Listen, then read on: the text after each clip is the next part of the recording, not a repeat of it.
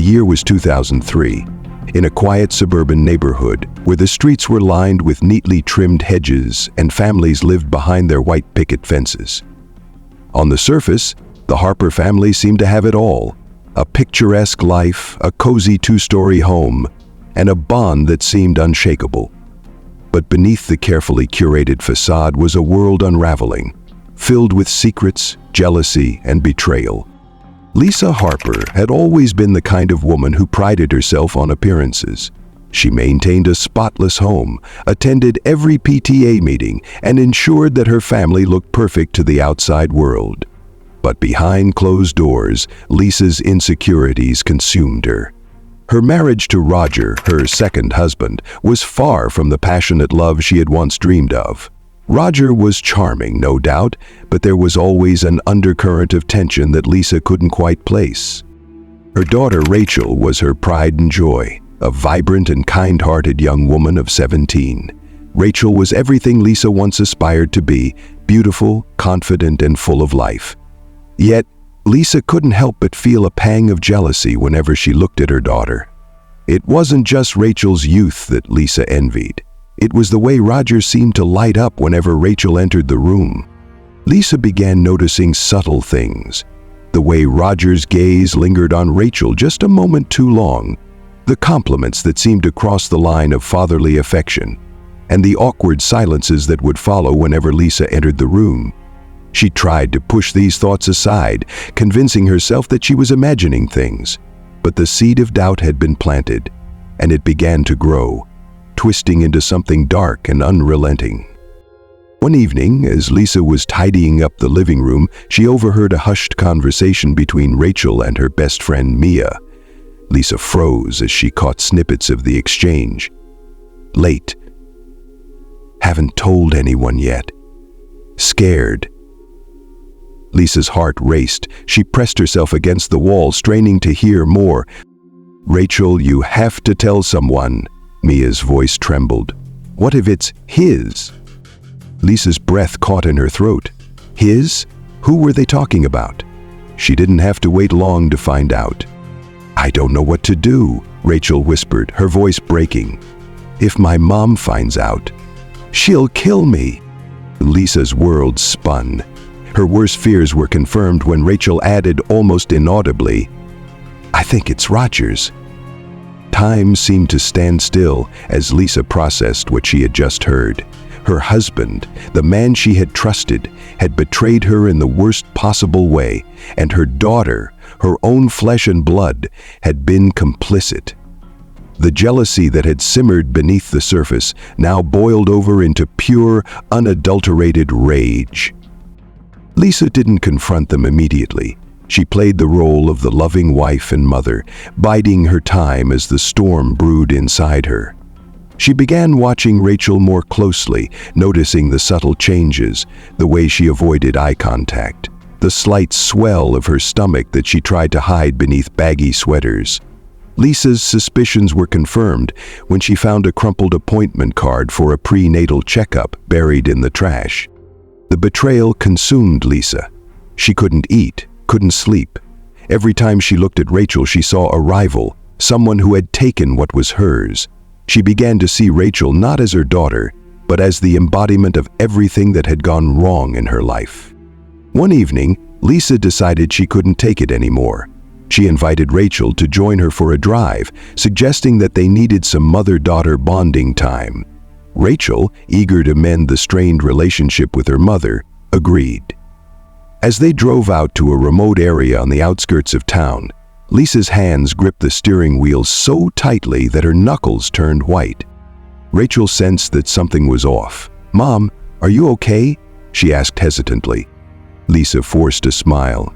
"Of course, sweetheart. I just thought we could have a little talk." As they pulled over near a secluded lake, Lisa turned to Rachel, her expression unreadable. "I know," she said quietly. Rachel's heart sank. "You know what?" Lisa's eyes filled with tears, not of sadness, but of rage. "Don't play dumb with me, Rachel. I know about the baby, and I know it's Roger's." Rachel's face went pale. "Mom, I can explain." But Lisa didn't want to hear it. Years of resentment, jealousy, and betrayal came crashing down in that moment. She lunged at Rachel, her hands wrapping around her daughter's throat. Rachel struggled, her eyes wide with terror, but Lisa's grip was unyielding. The struggle felt like an eternity. But when it was over, Lisa found herself staring down at her lifeless daughter, her hands trembling. The gravity of what she had done didn't hit her immediately. Instead, she felt a twisted sense of relief, as if a weight had been lifted off her shoulders. Where? With the least preparation or lack of preparation. Lisa drove home in a daze, leaving Rachel's body by the lake. She concocted a story to explain Rachel's absence, telling friends and family that her daughter had run away. For a while, it seemed like Lisa might get away with it, but the truth has a way of coming to light. When Rachel's body was discovered weeks later, the community was in shock. The police investigation eventually led to Lisa, whose increasingly erratic behavior and contradictory statements raised suspicions. Under the weight of the evidence and her own guilt, Lisa eventually confessed. The trial was a media sensation, with people across the country grappling with the horror of a mother taking her own daughter's life. Lisa was sentenced to life in prison without the possibility of parole. As she sat in her prison cell, Lisa was haunted by what she had done. The jealousy that had consumed her, the betrayal she had felt, it all seemed so insignificant now. She had destroyed the very thing she had once cherished most. Rachel's story became a cautionary tale, a reminder of the devastating consequences of unchecked emotions and secrets left to fester. And while Lisa would spend the rest of her days behind bars, no punishment could ever compare to the torment of living with what she had done. Lisa's days in prison passed slowly, each hour stretching into eternity. Her mind became a prison within itself, replaying the events of that fateful night over and over. The faces of those she had hurt, Rachel's terrified eyes, Roger's betrayal, and even her own reflection haunted her every waking moment. Her cell, small and unremarkable, became a theater for her guilt, and every corner seemed to whisper accusations she couldn't escape. Meanwhile, outside the prison walls, the Harper family's name became infamous. The community, once so enamored with the perfect suburban family, was now grappling with the horror of their story. News outlets dissected every detail, delving into Lisa's jealousy, Roger's alleged role, and the tragic loss of Rachel. The nation couldn't look away from the sensational story, but as the months wore on, attention faded. Roger, however, couldn't simply move on. The investigation into Rachel's death hadn't completely absolved him. Though Lisa had claimed full responsibility, whispers of his inappropriate behavior lingered. Rachel's best friend Mia had come forward with details that painted Roger in a damning light. She recounted Rachel's fears, the uncomfortable dynamic at home, and the chilling possibility that Roger had manipulated Rachel into silence. Authorities reopened an inquiry into Roger's actions. His charismatic persona began to crumble under scrutiny. Former co-workers spoke of inappropriate comments, and neighbors admitted they had always found him a little too friendly with teenage girls. While the evidence remained circumstantial, public opinion turned sharply against him. Roger lost his job and moved out of the house, which had become a symbol of tragedy. But the unraveling of Roger's life didn't bring peace to anyone. For Mia, Rachel's best friend, the guilt of not doing more weighed heavily on her. She had known something was wrong, but she hadn't pushed hard enough to get Rachel to open up. Mia began attending therapy, determined to honor Rachel's memory by finding ways to help others in abusive situations.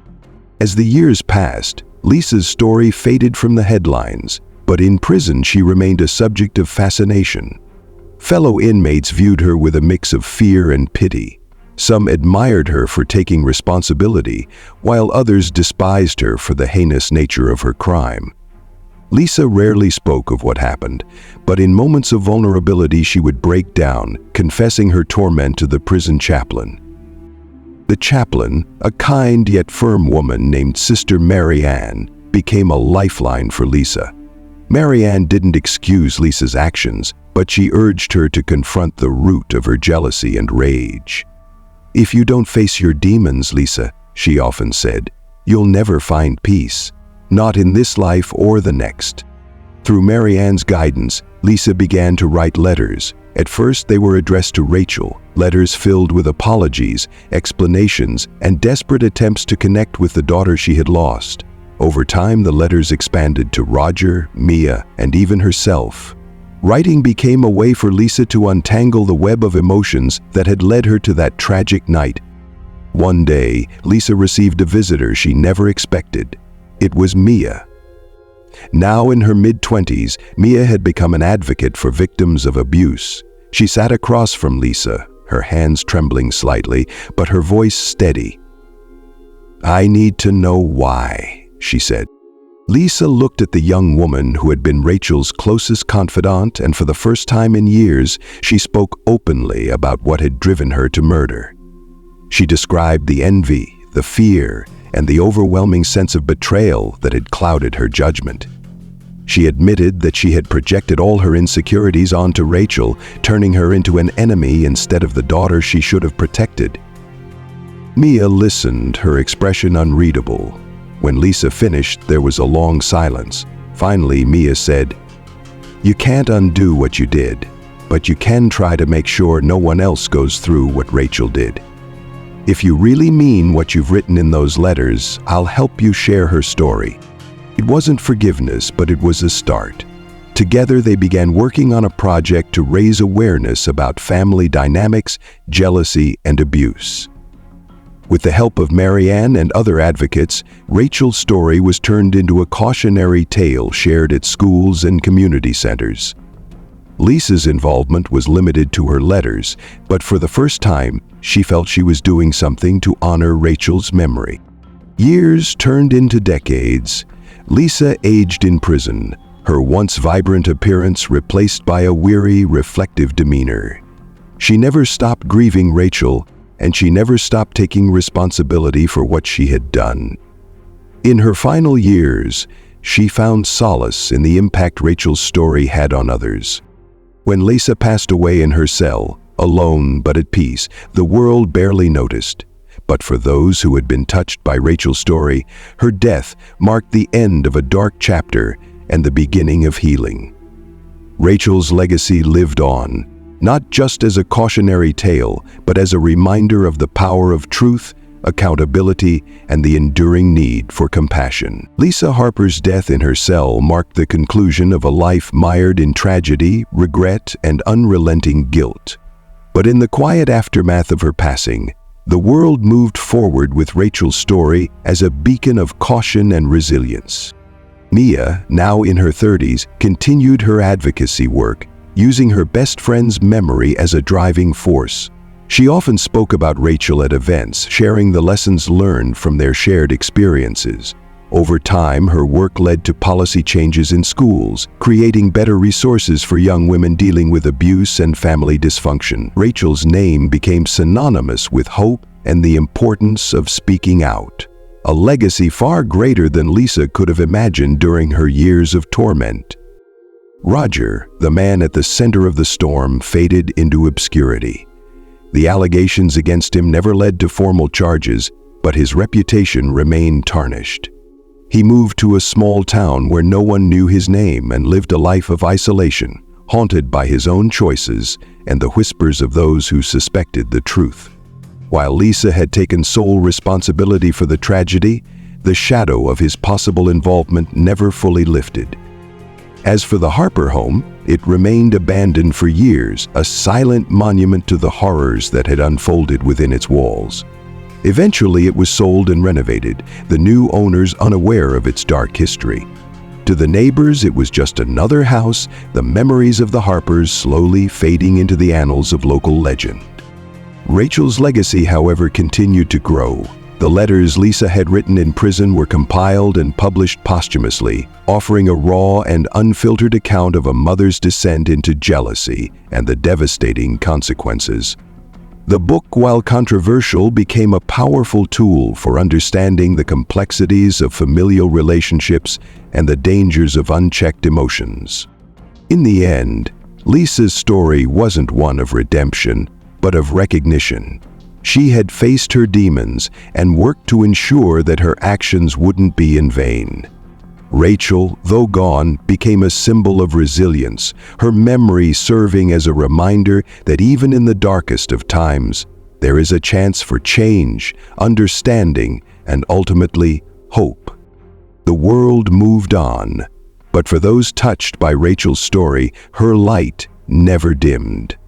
And though the Harper family's tragedy would remain a cautionary tale, it also stood as a testament to the enduring power of love, accountability, and the quest for healing.